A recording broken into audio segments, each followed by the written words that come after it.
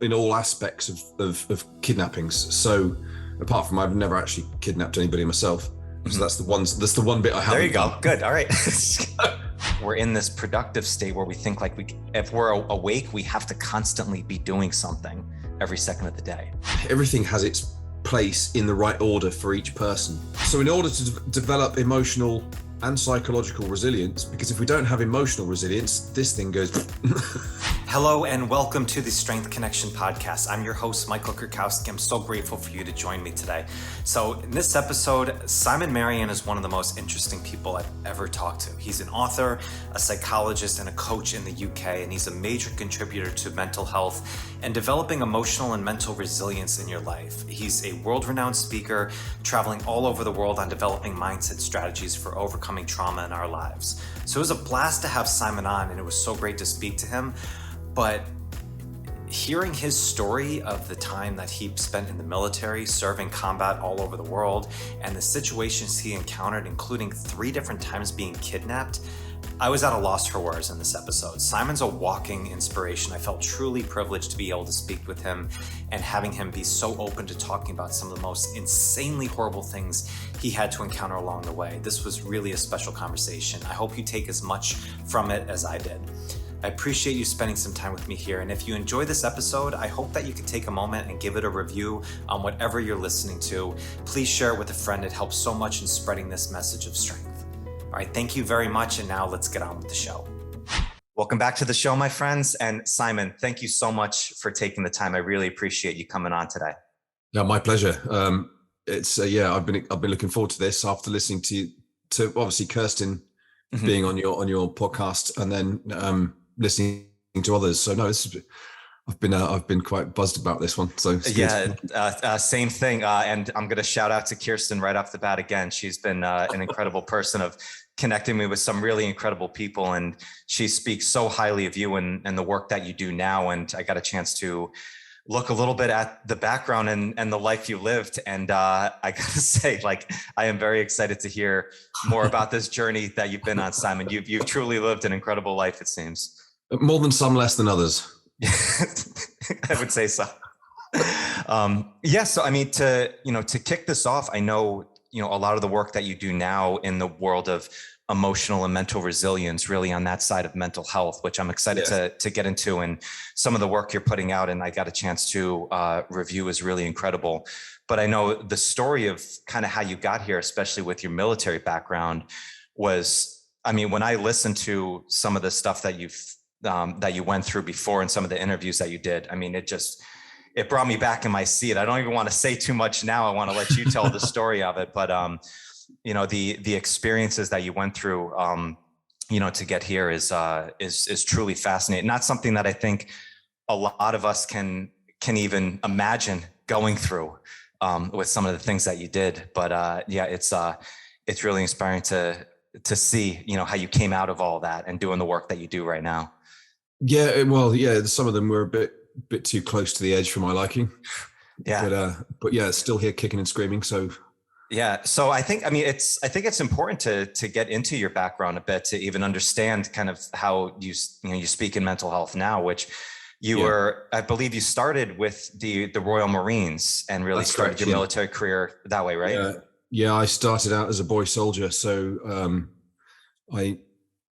I started out really early, as soon as I could, really. And I have a family history with the Royal Marines, my father and his brother and their uncle and various others. So a family of hooligans. Okay. How early? Really? What age did you go in? I had my 16th birthday in training. Wow. So yeah. Okay. Yeah. So it's just kind of, well, it's like, so, I mean, it was just kind of the family. Was that kind of like just the path that you thought since early on of like, this is what I was going to do? Always knew that was what I wanted to do. To my detriment, I was so focused on that I didn't make use of school. I didn't see the point because I kind of knew where I was going. And it wasn't until after I joined that I realized, shit, I actually need some qualifications to progress through the ranks. So I then I joined with nothing. no qualifications at all. Oh, really? Okay. Yeah, I failed everything. So mostly because I didn't turn up. I was too busy playing rugby, drinking, fighting, really. There we go. Okay. What I mean, is it pretty much like they'll just, if you sign on the piece of paper, like, back when you started, like they'll just let you in? No, I had to go to what's called the careers office, and I had to go and I had to do a physical test in the careers office, which was pull-ups and press-ups and various other bits and pieces. And then there was a test where I had to do English, mathematics, which is more kind of arithmetic stuff rather than getting into the likes of, calculus and algebra. It was more, and then there was spatial awareness tests. When you get the series of cogs and which one's going in which direction, and that's sort of matching shape patterns and what goes with what. It was, and I passed that with flying colours. So I got accepted, went into training, and then from there it used to be called the PRC, Potential Recruits Course. And you'd go down to the Commander Training Centre down in the southwest of England. And you'd have 3 days of just getting thrashed. Oh, okay. Till your eyes bled, really, as an introduction to the endurance course and the assault course, the Tarzan assault course, and bits of getting some lectures on weapons and weapon handling and getting out, and it's just 3 days of pain. Okay. And if you pass that, then you get given a date to join training full time. And so that was me. So I managed to get through those first time around and get into training. That was that was okay. Now then, your main point in your military career was you were in more the intelligence side of it. Is that right? At the end of my career, end of my military career, and then I then continued doing the same job as a contractor. Gotcha. Okay. Because I was medically discharged with a very knackered shoulder. And fortunately, the people I was working for said that's fine as long as as long as this thing's still working, that's what we need. Okay. So in true fashion, when companies like it, particularly with the likes of the oil and gas industry, when they have a knee-jerk reaction to oil prices or whatever, and they get rid of loads of people, and then they go, shit, actually we need loads of these people back, and then they take them back as contractors, paying them more money than they did as a contractor they did as an employee. So I was in that kind of position where I was medically discharged, earning a lot less than I earned as a contractor. Okay. So in a lot of the work that I saw from your career, I mean, you've been in a million different spots. I mean, you were in active duty, in, I believe, Afghanistan and a lot of different areas. Yes. And stuff. So you saw quite a bit of combat. Yeah. Yeah. A reasonable amount, I would say. Yeah. Yeah. Yeah. So one of the things that I wanted to ask you about, if you're okay with doing, is, I mean, you were in some very high psychologically stressful situations, specifically regarding the hostage situation, which one of them, I believe you were in with like 5 other people or so. And you mentioned a bit about the high performance state, like kind of getting into flow at that time. Yeah.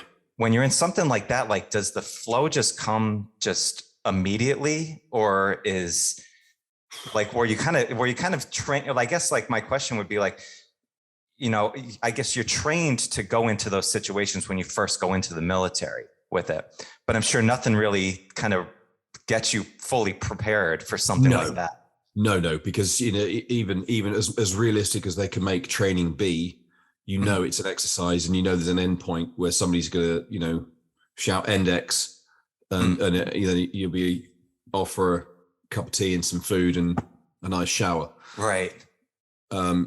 So that's always in the back of your mind in those, like the resistance to interrogation phase of training, for example, and survival. So, but this, when it's real, when you are actually a prisoner, a hostage, it's very different. Your heart does sink, and quite feels very heavy and feels like it's going to drop out your backside. Yeah. It's not a good feeling. Yeah. Well, I mean, you're in multiple situations like that, right? So I've been in many ways fortunate that I've been involved in all aspects of kidnappings. So apart from I've never actually kidnapped anybody myself. So that's the one bit I haven't. There you go. done. Good. All right. Good. Let's keep that zero in the box, right? Yeah, let's just park that one. So I've rescued hostages. I've negotiated the release of hostages successfully and failed as well. I've been a hostage, and I've been a hostage 3 times. Twice in Nigeria and once in Sweden, which is an unusual place for it to happen.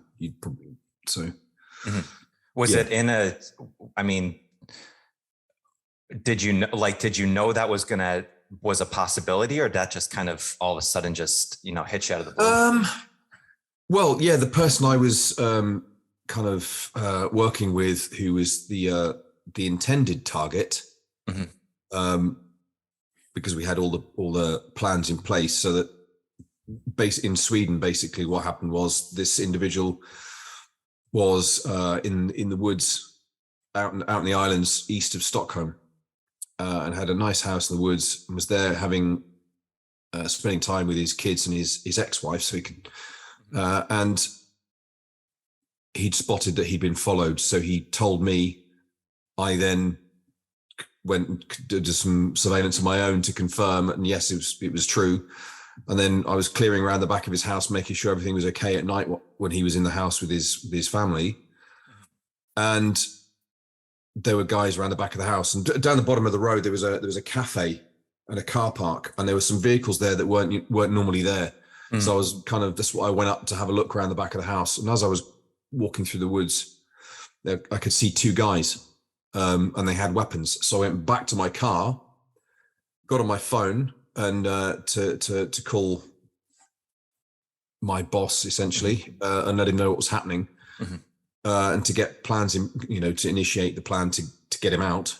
And then a van pulled up and screeched in front of me, blocked the front of my car, and 2 guys either side of the car came out with weapons, and dragged me out and beat the shit out of me and took my phone, smashed my phone, and then chucked me in the back of a van. But fortunately I'd been on the phone long enough, and he heard all this. So he then got in touch with this guy and put the plan in place to get him out. So I was actually quite a good distraction for him to get away. But the difficulty with that one was that because they didn't put a hood on me, they didn't blindfold me, they didn't tie me up or cuff me. They put me in the back of a big transit van, and there was bench seats over the wheel arches, and there was a guy between me and the back door. There was a guy between me and the cab, both with weapons. And I thought, I'm just knowing I'm not going to say where these people were from, but in knowing the kind of people they were, I knew this was a one-way trip for me. They were going to take me somewhere and shoot me and dump me. So I had to make a break for it. And the only thing I could think of was to get to do anything, because I had this guy sat with me next to me, and as we're bumping along the road, because it was snowing. This was like, what was this? March? Yeah, it was March, early March. And still plenty of snow. It was snowing that night. And so I felt this muzzle of this weapon tapping my right leg, and I thought, what am I going to do here? And the only thing it took a lot of effort to get saliva in my mouth, because I was kind of feeling a little bit dry. So dry, yeah. But I got as much saliva in my mouth as I could, and just kind of gently adjusted my feet position. So my right foot was back against the wheel arch, my left foot forwards, and I grabbed the muzzle of the weapon of the guy next to me, pushed it away, lunged forward, spat all the saliva I had in the face of the guy opposite me, and then pushed this guy to the back and flipped the door handle, and we both fell out. Oh my God. So we rolled, but his head hit the road like that and popped. So he was gone. Not that I'm bothered by that, but there we go. Yeah. Win some, lose some. We rolled, and I then scrabbled around and got into the woods on the side of the road. And in these woods, they've got like it's like troughs, like it's been plowed. So in between each row of trees, there was this like trench that was filling with snow. Because so I went in and then did like a dog leg backwards, back down the road, in through the trees, and then laid in one of these troughs and pulled stuff all over me, and just laid there and waited until I heard the because there was still traffic going up and down the road. Right. So I heard the door, the van shut, and off it went. But they were looking for about 20, 30 minutes for me. When you're in that situation, like, is it such just a one-track mind? Like you're just thinking like, all right, I just need to like do this next thing and just be there? Or is the what if game playing in your head? Like, what if they find me and stuff like that? Or is it, you're just 100%. So tunnel vision? It is. Mm-hmm. Oh yeah. I mean, I knew I had to get away, and I couldn't run too far, but I must have scrabbled about, I don't know, about 50, 60 meters into the woods, and then did a right, and then did another 50, 60 meters down that way, and then lay down in this trench and pulled all this stuff over me. And I'm laying, if I knew if they found me, I was dead. They just shot me there because I was already buried. Did the job for them. Wow. That's, and I laid there for about an hour and a half to make sure that they were definitely gone. And then I had to make my way back because I knew which direction we'd gone in. Even though I was in a van, I knew which direction we'd gone in. Went back to the car. And although they'd taken my keys off me, they'd just left the car. They weren't interested. They'd cleared everything out that was for them was of any value. But I always had a spare set of keys that was inside the chassis underneath, secured. Right. So I got those keys and then drove back into Stockholm to the apartment I was staying in, and got on the Skype on my laptop to get in touch with the office. Wow. And the guy had followed the plan, got to a predetermined hotel. I went there. I packed all my kit from the apartment, went there, stayed in the same room as him that night, and then we flew to London the next morning. Was there a moment like you remember, like where finally, like almost your guard gets let down? Like your adrenaline, like just the energy must just be surging so much for that time. Yeah. Is there like a moment, like are there a specific period of time when like finally you said like, oh, okay, I'm safe now? Or I think once I was on the plane, once it got airborne, then because I knew that was it. I was leaving all that crap behind. Funny old thing. I haven't been back to Sweden since. I can imagine. Although I do want to, because I got friends over there that I'd like to go see. But Christ, that's like 14. Was it 16 years ago? Yeah. 2008. Yeah. So 16 years. Well, I mean, to imagine that happening one time to you is enough to be traumatized in that for a bit, but for several times, did any of them did it all feel different, or did like after the third one or like the second one, did you realize like, okay, like this is how I need to act, or like, do you build a resilience during that time, or is everyone just so different in this situation? They are all different. I mean, the initial kind of capture piece is pretty much the same. You shit your pants without a shadow of a doubt. It's pretty terrifying, especially when you haven't got any guns and there's lots of people with guns. It's a fairly persuasive argument to do as you're told initially. Yeah. So the first time was 9 days. That was in Nigeria. That was just still to this day is surreal, because got taken on that one with two other people. With one other person. And after the shock of capture and getting to this village in the Niger Delta, right down in the south of Nigeria, out in the swamps in this village, and they said, "Listen, don't worry about it.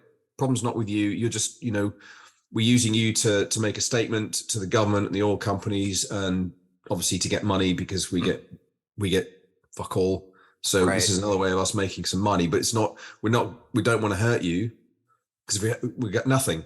So we'll look after you. So don't worry about it." They put us in a hut with mattresses, mosquito nets, malaria tablets. They fed us 3 times a day.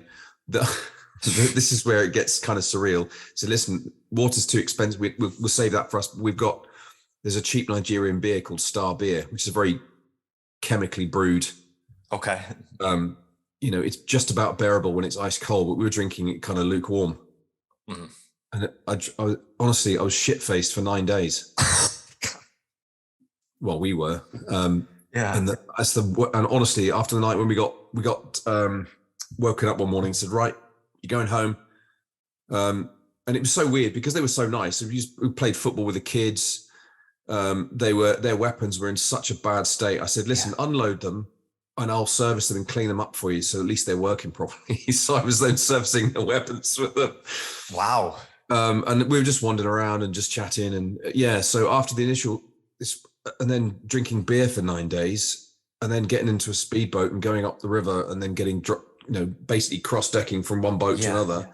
Bag of money went in there into the boat we were in. Then we crossed over and that was that. Wave goodbye. Wow. It was nuts. That's gotta be nuts. That's gotta be so surreal, and just your mind must play just tricks back and forth with you of being like, well, I'm kind of, I'm a bit drunk and playing football right now with these kids, but I'm also a hostage. Like that's just such like a ping pong game of emotions going back and forth. It was a bit, but it was kind of relaxed into it because I knew, you get a vibe from people of whether they're a threat, they're a danger to you. Mm-hmm. And albeit they were when they captured us, but after that, back at their village, they were just nice as anything. They were just no problem. They'd check in to see if you're okay, and they were just nice people. That's just a shit situation. It's I almost feel weird laughing at it because that's so crazy from it. But it was kind of like, all right, they're taking care of their investment in a way. Yes, yeah, absolutely. Yeah, I mean, and the second time was very different. That lasted for 35 days, and about day, I'd say about day 22, 23, they started to get pissed off because they weren't getting this. It was a very different feel. They put us in a wooden hut with no floor, no flooring, just dirt, no nothing. 1 meal a day. It's weird. In Nigeria, you get water in bags and peanuts in bottles. It's weird, but they get bags of water. So we got 1 bag of water a day and 1 meal a day, and that was it. For over a month. Yeah. So about day 22, 23, they started to get really pissed off. So at night they would get drunk and drugged up, and on their own versions of homebrew of both of those things, and. They started taking their frustrations out on us. So they'd take us out and beat the shit out of us and then throw us back in. And then at points they were getting all of us out, kneeling down, sticking the barrel of an AK in your mouth and laughing and pulling the trigger. Sometimes they were stupid enough to do it without a magazine in the weapon. So you knew nothing, once the first one had gone, you knew nothing else was going to happen. So, right. And then they started, they would beat you with the flat side of a machete. Mm-hmm. And in the state they were in, that was the worst part. The mock executions, I can hand on heart say, are not very pleasant. But when you've got somebody who's drunk and drugged hitting you with a machete, all it takes is one little twist of the wrist, and you're either going to get your head cut off or cut in half, or you're going to lose a limb or whatever. So that was the worst part of that. And they were quite creative. They dug a hole that was about 7 foot deep, just slightly wider than a body in diameter. And they put us in there head first, tie your hands behind your back and your feet together and stick you in. So you'd rest you on the top of your head for hours on end, and people would walk past and piss on you. And some people they were defecating in the hole as well, which was a nice added touch. Yeah, nice people that lot. Oh yeah, I'm sure. Yeah, it's like in 3 different instances, like 3 seems like completely different environments of situations, from that. And it's so interesting, Simon, because I mean, you speak very freely about it. I know it's like you've spoke about this, I'm sure, quite a bit, before. But for many people, I'm sure, like these are not things that you want to relive all the time. Was it was there a time when it was hard to talk about? Is this stuff that you had to work with, like personally yourself, of kind of figuring out how to deal with this after you've been kind of out of service now and in kind of, I guess, normal life again? Yeah, it did. Yeah, I didn't talk about this stuff for a long time. And I have had to do a fair bit of work on them. I mean, the first one was fine. I didn't really have to do any work with the first one. That's just funny now. That's just, it was from early on. It's quite comical. I still can't get my head around how that one worked out. But yeah, the second one took a lot of work to sort out. Yeah. And the third one,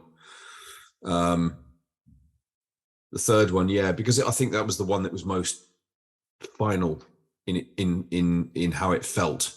That if I didn't do something and get away, the thing about being captured is the sooner you can escape, the better your chances of getting away. Right. So I knew I had to do something to get away as quickly as possible. Yeah. So that was. Yeah. Was there a time after that? I mean, because now you work so much in mental and emotional resilience of working with people. Did you think, was there like a short period of time when you thought like maybe like these stories will really help other people if I tell them? Was that ever like a thought in your mind of like, oh, like maybe I need to share this story, like, with the world at some point? Yeah, it was actually, but it's something, it took me a long time. It was only through encouragement from other people that I started being open about it publicly. I talked about it to friends and family and stuff, but I hadn't kind of, it took a long time before I included it in talks I do to organizations, etc., but it wasn't really in the public domain until I'd say maybe 5 years ago. Okay. Yeah. What happened about 5 years? What about 5 years ago? What happened then? 5 years ago was a bit of a catalyst, really, because then I came over to New York this November, December 2017. And I spoke at the NYPD's and the New York Hostage Negotiating Team's annual conference. So I was the closing speaker at that event that year, which is a fantastic experience. Really enjoyed that, and as always, phenomenal hospitality. What was it about that experience that was so big? Was it just the impact that you felt it made, or was it just the people that you got a chance to connect with and kind of share the stories with? Or? A bit of all of that, really, because there were other people there, some of the other speakers. There were guys from the French Special Police Unit that when Paris got hit, when the football stadium, and then the Bataclan, the nightclub, and they had to go in. There was the guys who went into the Bataclan and shot the terrorists and recovered it. Everybody else that was survive that event. So yeah, there was quite an interesting group of people that were speaking, and it was a real mix of things going on. Yeah. But I've just met some great people, and they were like, everyone I spoke to ended up going to the FBI field, the New York field office as well. Oh wow! Doing a talk for the FBI and doing some bits and pieces with them. So yeah, it was them. They kind of all said, yeah, you need to speak this more. Yeah, make use of this. Yeah. Well, it must be interesting for you, because I would assume not that many people can really resonate with the experience that you've gone through before. So to speak to people who have been in some situations like that, there's almost like probably a built-in brotherhood, sisterhood almost right off the bat when you speak with people like that. Yeah, because they've had to deal with some pretty dodgy things as well, people and situations. So no, it's been good since I've kind of, and it has helped. It does help when you get to the point where you feel comfortable to talk about it, and that takes as long as it takes. Talking about it before you're ready is never a good idea. Okay. You've got to be comfortable with talking about it initially, and then it gets uncomfortable because you start reliving it when you talk about it. But if you do the work in the right way, you can be you can make yourself, or you can get to the point of being comfortable of talking about it from almost like an objective point of view rather than subjective. That's interesting. I remember I spoke with a good friend of mine, Craig Marker, who's a researcher down in the south of the U.S., down in Georgia area, and Nice. he was talking about some areas of trauma where if you speak about it too early, it actually is a detriment. Where and that's kind of the message that we say a lot, especially with friends and family. You need to talk about it. You don't close it in. But he's like, no, there's actually a time frame that you need to be aware of for this, right? Yeah, 100%. Because my work is externally content free initially, because it's never content free. Because if I'm doing a session with you to help you through something traumatic, then you've got the content. But when you verbalize it and actually say it out loud, it makes it more real, and you start to relive it because it brings up all the emotions and those feelings that have come along with that. And there's a time and a place, definitely, and it's too much too soon. It's like everything has its place in the right order for each person. And mindfulness has come up as, as the kind of the way of tapping into your emotions and becoming aware of what they are. If you do that too soon, it just makes you acutely aware of all the things you don't want to be aware of. Gotcha. Yeah. I would almost think of an analogy to it as like if you have not been exercising or working out in like a year, and all of a sudden you go and do an hour of high intensity based work in there. Yeah. Like it's going to hit you in a much different way than building up to that. It really hurts. Yeah. I think I can understand and resonate, with that a bit. Yeah, so. It's absolutely. Yes. That's pretty much the same thing. Mm. So with, I know you mentioned this a little bit before we got recording, but your transition out of your military career into kind of the work that you do now, I believe you went in more and you were a personal trainer for a bit, because there's like a course, or there's a program that they do over in the UK of kind of transitioning you out of the military and back into civilian world. Yeah, it's called a resettlement program. So sounds like, resettled from military to civilian. And you get to choose there's a whole range of courses you can choose from. There's a massive catalog of kind of approved training providers. And I chose a company called Premier Training, and did their personal training and sports therapy course, which I thoroughly enjoyed, because I was, a very physically active person being in the military. So, and doing something, I thought if I can make some money doing something I enjoy, then, and it's another string to the bow. And actually, in working in close protection as well, it was useful, because very often clients wanted a personal trainer. I said, well, there you go, I'm here. Okay. So and it was a good one for getting extra bonuses and stuff. Yeah. Okay. There you go. So what was it about, like, the mental side of strength that, I mean, you've transitioned that and that's what you primarily do now. What was it about that work that really kind of spoke to you from that? I think because I did have quite a lengthy reflective period about my life and where I was going and what I wanted to. So, studying psychology and psychotherapy and hypnotherapy, and I did my NLP trainers course, because there's some elements of that I find are really, really consistently, solidly helpful and useful and work in amongst. So it's what I do is a mixed bag of tricks that gives me flexibility in how I can work with somebody. So I can go from therapy. I can go and have a coaching session with somebody, and if somebody opens up about something and has a bit of a meltdown, I can then go into therapy to sort that bit out, to take them back into the coaching space and finish things on a positive. So that's kind of, and ironically, this is where, and COVID's been a good analogy as well that fits with, because I've for a few years, I've been doing a talk called Emotional Hostage, and drawing on my experiences, but putting it into everyday life of how we can hold ourselves hostage through our own emotions when we don't pay attention to them. So we can lock ourselves up in emotional prison by not developing that emotional maturity not having the emotional awareness, not paying attention and learning about what they are, what it is you're experiencing, why it feels the way it does, and how you can change it.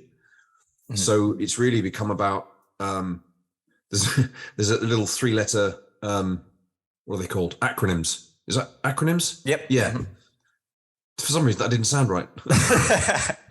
We'll go with it. So in order to develop emotional and psychological resilience, because if we don't have emotional resilience, this thing goes right. You know, one leads on to the other, in my experience. So really it's about emotional awareness to develop emotional intelligence, that then with that intelligence you can then develop emotional resilience through kind of practicing. So it's AIR, it's air. We need those three things. We need emotional intelligence and resilience as much as we need air to get through life. Right. Do you think in kind of the mental health and the mental space world, like we use that term a lot, like mental health, but it really seems that what we mean is emotional health. And it's like, and it seems like that is like kind of the term that you use there that has always been kind of a question in my head of exactly what it means is emotional maturity. Like when you like use that term, like how would you describe that, Simon? Like that term emotional maturity? I think for me, I know having been in earlier times been quite emotionally inept. Cold and dead was one description I was okay.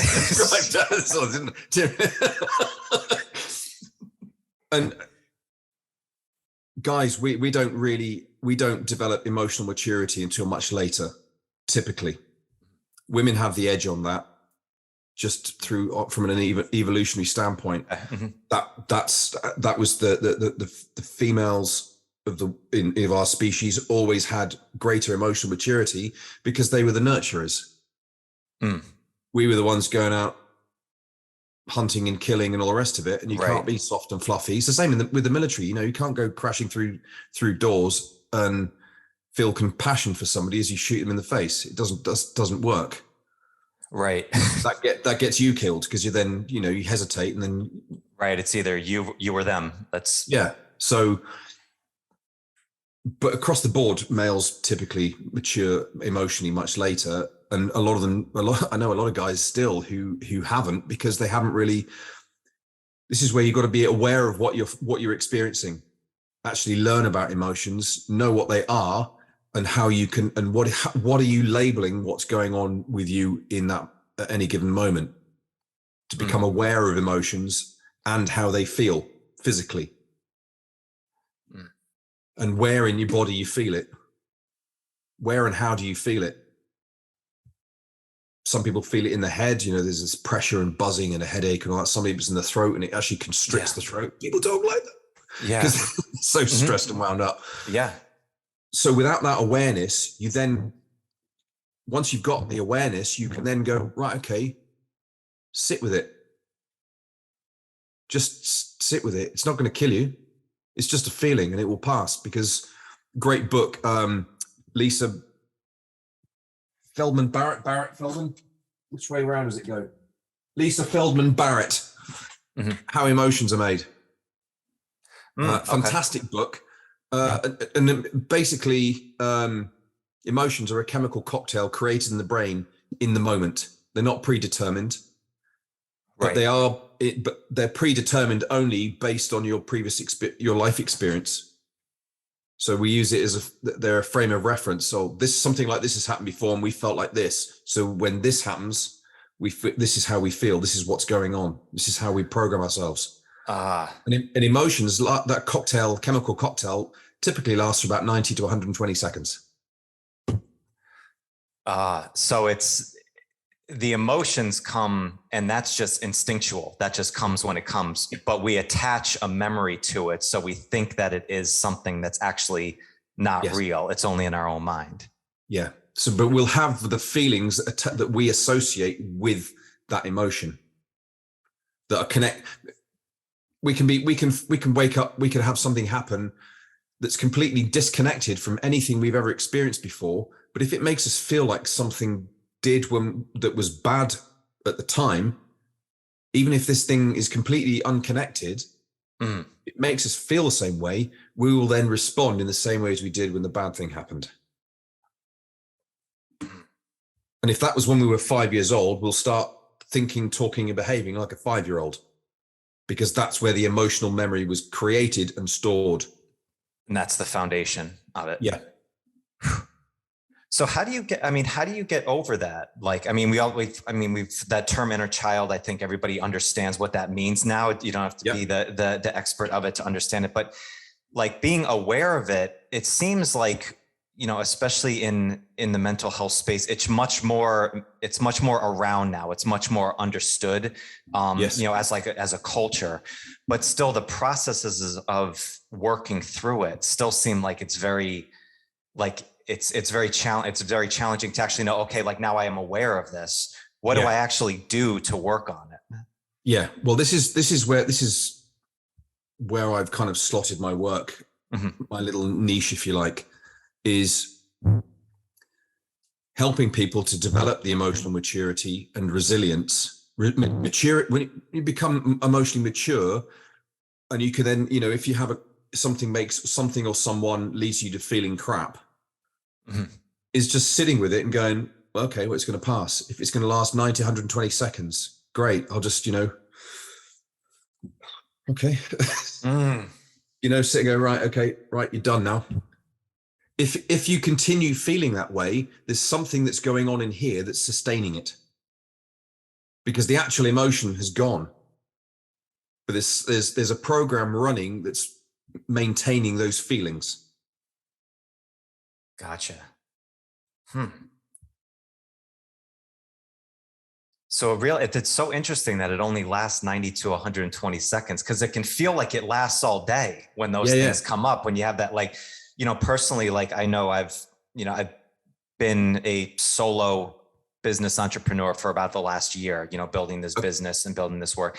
And you're by yourself a lot during the day, you know, you're in your own mind with it. So all of a sudden the what if games start going. I know like some things that have helped for me is like things like going for a walk or just getting out. Like, you know, training is very good as well, but just kind of changing the environment works well. But it's almost like then it's still, you come back and sometimes it feels like you sit right back in that same energy a bit sometimes.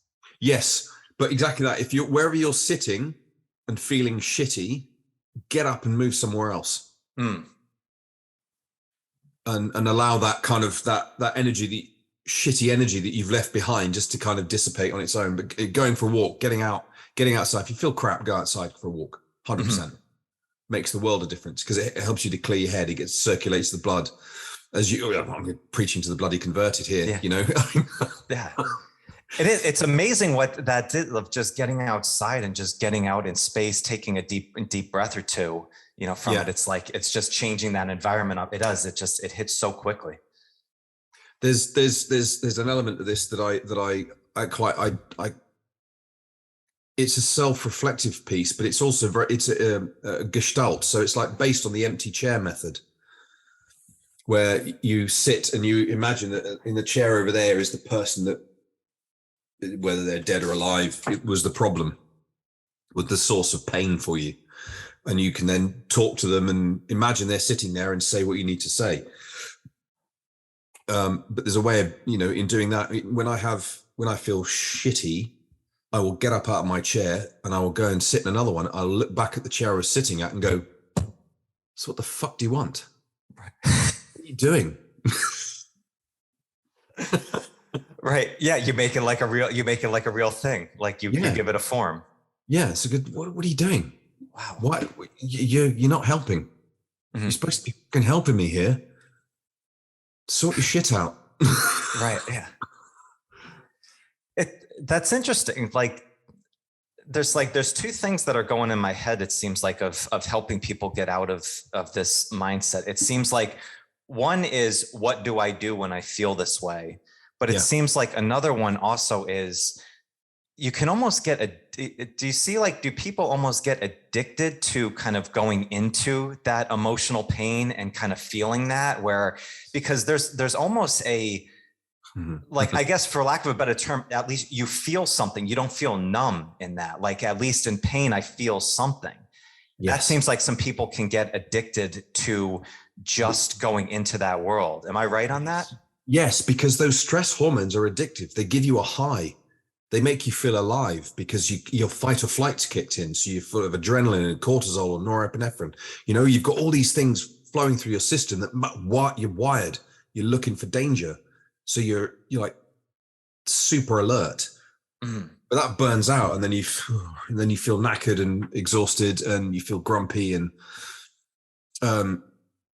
nobody wants to be around you because you're a miserable bastard. Yeah. Well, not that I know about that, but yeah. Well, I saw that a bit because I have, quite a few, friends, some colleagues, myself included, who have used exercise in a way to stave off these thoughts, because exercise it's a stress on your body. It releases stuff. It's a good thing, but it can also, like anything, be a crutch for not dealing with this other area as well. I think it's definitely better if you are dealing with this and not exercising. I'm sure you would agree with me, getting into an exercise program and getting stronger and getting healthier is going to benefit that. Anything that moves your body. Yeah, exactly. Absolutely. Yeah. But when people are in that kind of depressive, pissed off, funky state, it's hard to exercise because you need to be in the right frame of mind to exercise. So this has to be sorted first. And I've experienced this myself. And so I'm kind of talking from experience as well as kind of academically, if you like, and from practical experience with previous PT clients who couldn't stick to anything. I'm like, that's part of why I went down this way is to find out, so what's going on up here that's this person really wants to change, but they can't do it. It's this that's stopping them. And helping people to get out of that state of mind and get into a more productive state of mind where they can actually take advantage of, what's available to them, their options, their choices, rather than I've put on 2 stone over, since I had my shoulder fused 5 years ago. In fact, 6 months before the last time I went to New York. Mm-hmm. And I've put on at least 2 stones since then. And it's frustrating, but I've got a few other injuries and stuff that are getting sorted out, and I've got heart problems as well. So it's really, I'm now in a position of, I'm basically like one of the clients I used to train. I can't get my head in the right space. I go for a walk and that's it. Everything else, it just hurts too much. Right. So I'm now one of those, I'm now like one of those whingy bastards that I used to train.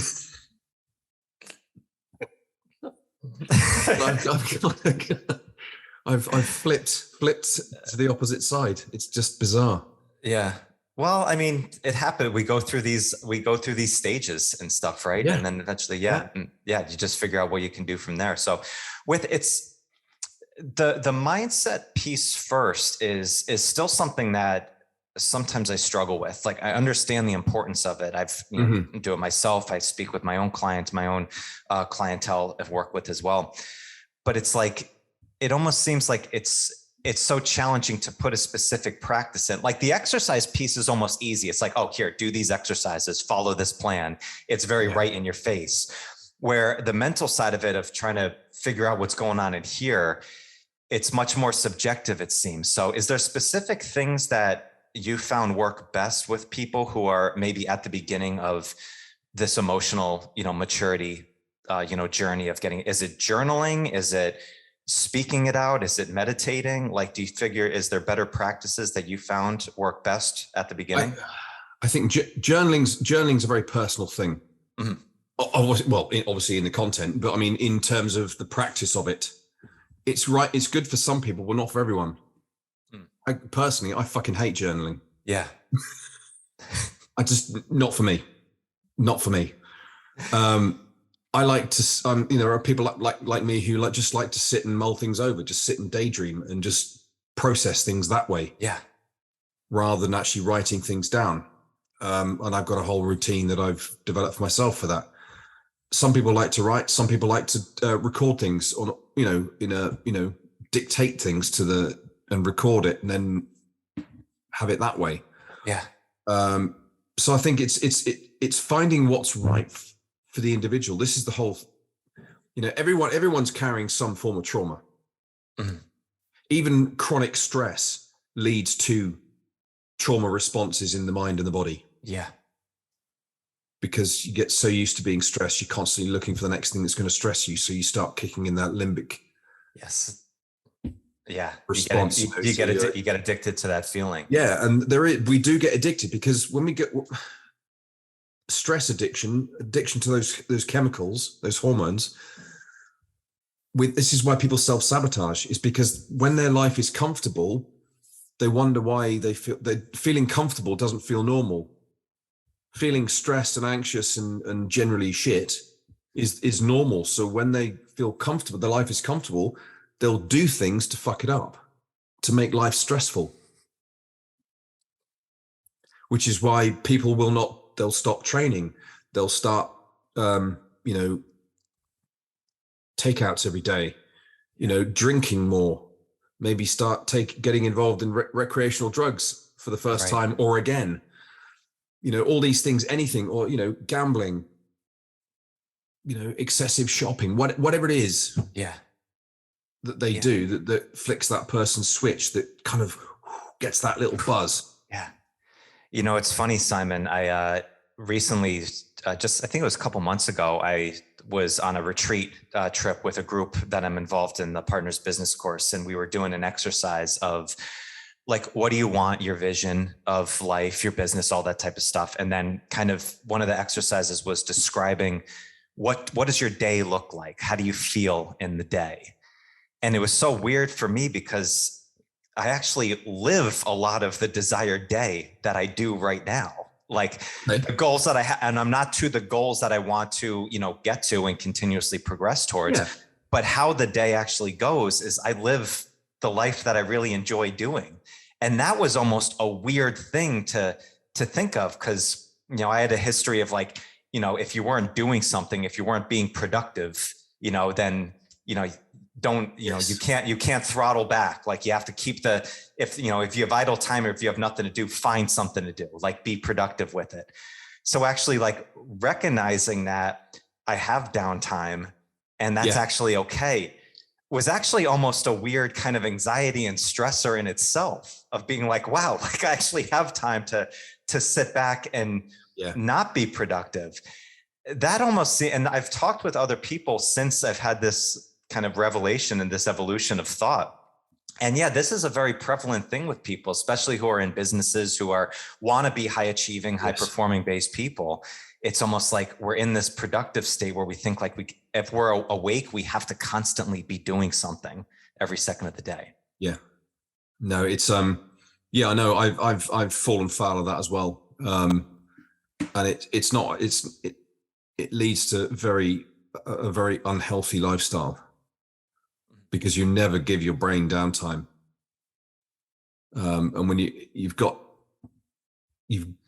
to take time out for yourself every day. And this is, I developed a series of a process of 3 tools that I use every day. I bookend my day with them. So I start with them, and then when I go to bed at night, I run these exercises in my head. And the beginning of the day, it gets my brain in the right track. At the end of the day, it slows it down so I can actually get to sleep. And they're 3, it's just so simple to do, and they're so effective. And I developed them and started developing them in 2007, and I've been teaching them for the last 5 years, as a formal course. And then this year I put them into an online platform. Oh, beautiful! So I use Thinkific. Okay. Yeah, it's so easy. It's idiot proof. It really is. It's fantastic. Yeah. No, the software you can use on these things, they make it so simple for people to absorb your content and work with. My brain isn't wired that way. I need simplicity. Oh, I totally get it. Yeah. So, yeah. Well, the last thing I guess I'd like to ask you, Simon, is being in the space of mental performance that you're in now. Yeah. I know just with so much of what we hear on an everyday basis, we always hear so much of the negative. The negative seems like it rings a lot louder than the positive side of stuff, just with how we absorb information now. So you hear so much about all the negative things of so many people who have issues with mental health and disorders, but it feels like we're talking about it a lot more, which is progress. Do you feel like we're making progress in this as like an overall culture in the West? Yes, I think the effort is going into changing so that people are more open about if they're having a hard time psychologically to at least put your hand up and ask for help, rather than just sit and, not necessarily talk about it straight away, but say, listen, I'm really struggling. I need some help with this. That's become more prevalent without a shadow of a doubt. What hasn't changed is the mental health system in the UK, and I think it's pretty much a similar case in the US as well. Yeah. They run on this operating model that continually fails people because the wait is too long. The treatments are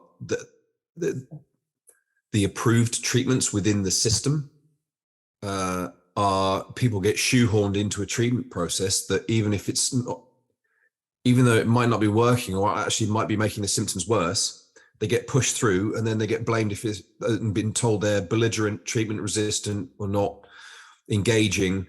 So it's their fault when the treatment doesn't work, and it's time framed. So treatment is you get 6, 10, 15, 20 sessions of CBT and EMDR and maybe a bit of counseling but counseling is great for some people, not for others. This is where, the world leading experts in trauma all agree that treatment for trauma needs to be tailored to the individual, and it needs to be multidisciplinary. And it's tailoring it takes time. You can't just shoehorn somebody through a treatment process and tick the box and say, right, have a nice life. Yeah. Do you think it's just because the system of dealing with an entire culture of people is just so big that it's a huge task. Yeah, I mean, that's what I say. I was like, I'm not going to ask, how do we change the health system in the UK and in the US? I have an idea for it, though. Do you? Okay. There was, the infrastructure and the resources are there. They just need to adjust the methodology. So the kind of the system, the process that people go through. So right in the UK, we have to go to your doctor. They'll refer you to psychotherapy, psychologist, psychiatrist, whatever. But you have to wait. So you get to see your doctor, then you wait for an assessment, which can be months. So you have an assessment and they go, right, you need psychotherapy. No, you need a psychiatrist. You're really screwed. Or you need a psychologist. You're the real fucked up one over here. Yeah. Yeah. It was partitioned, really fucked up. Kind of fucked up.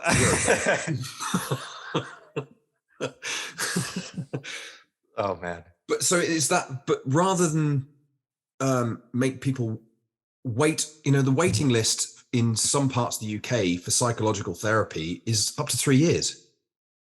Wow. If you've got somebody who's suicidal, that's no fucking use whatsoever. Yeah.